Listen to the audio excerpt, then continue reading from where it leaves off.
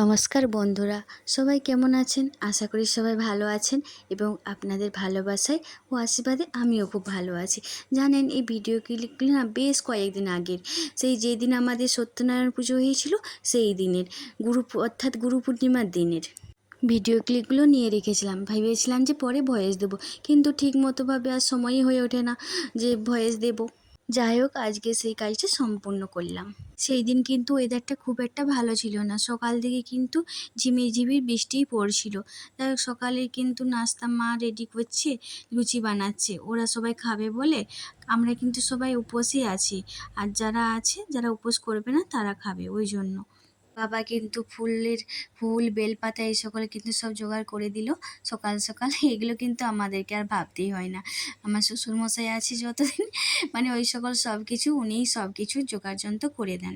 যাই হোক, এইদিকে আমার সকাল সকাল স্নান হয়ে গেছে, আমি সব জায়গায় দুয়ারে আলপনা দিয়ে দিলাম, ঘরের পুজো করে নিলাম। এদিকে পূজার জোগাড়যন্ত্রতে আমি একটু হাতে লাগালাম।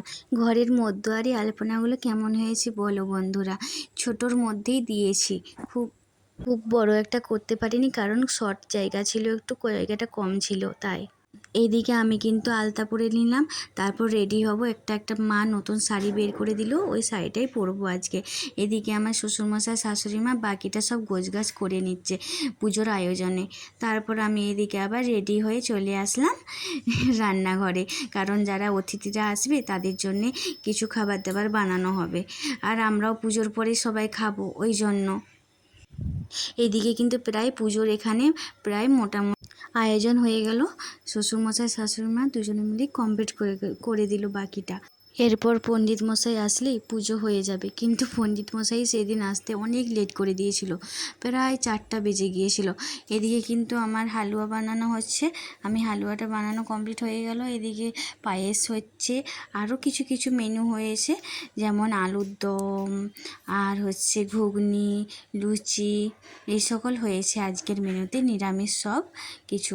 দেখে নাও তোমরা কী কী বানিয়েছি আমি, কারণ যারা আসবেন অতিথিগুলো তারা তো সবাই খাবেন, আর আমরাও কিন্তু পুজোর পরে খাওয়া দাওয়া করবো, ওই জন্য। আর মিষ্টিও আছে কিন্তু এর সাথে।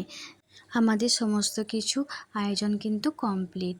এদিকে কাকিমাও চলে এসলো, মানে আমার ছোট্ট কাকি শাশুড়ি মা এসেছে নিজের একদম। তারপর কাকি শাশুড়ির পাশেই একটা আন্টি থাকতো, তাদেরকেও নিমন্ত্রণ করা হয়েছে, সেও এসেছে। আচ্ছা, কাকি শাশুড়ির মেয়েও এসেছে, আরও অনেকে আসার কথা আছে, আসবে। আর এদিকে জানো, এসেছে আন্টিটা দিয়ে না পুচকিকে কোলে নিয়ে নিতে, এত পুচকি কান্নাকাটি করছে, তারপর আর বলার নেই। দিয়ে তারপরে এদিকে আর কিছু লুচি ছাকার ছিল, ওগুলো আবার ছেঁকে নিল দিদি ভাই। তারপর দেখো, আমাদের পণ্ডিত মশাই কিন্তু চলে এসেছে, প্রায় 4টা বেজে গেছে এবং আমাদের পুজো কিন্তু আরম্ভ হয়ে গেছে।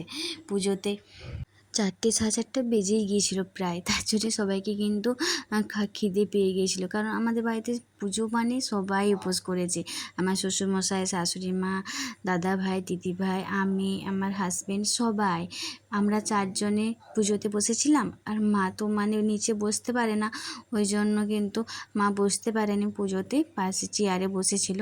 আর সবাই এসেছে অনেকে। যাই হোক, পুজো কিন্তু আমাদের কমপ্লিট হয়ে গেল। এদিকে আরতি হয়েছে, আরতিটা সবাই একটু নিয়ে নিলাম, তারপরে প্রসাদ খাওয়া হবে।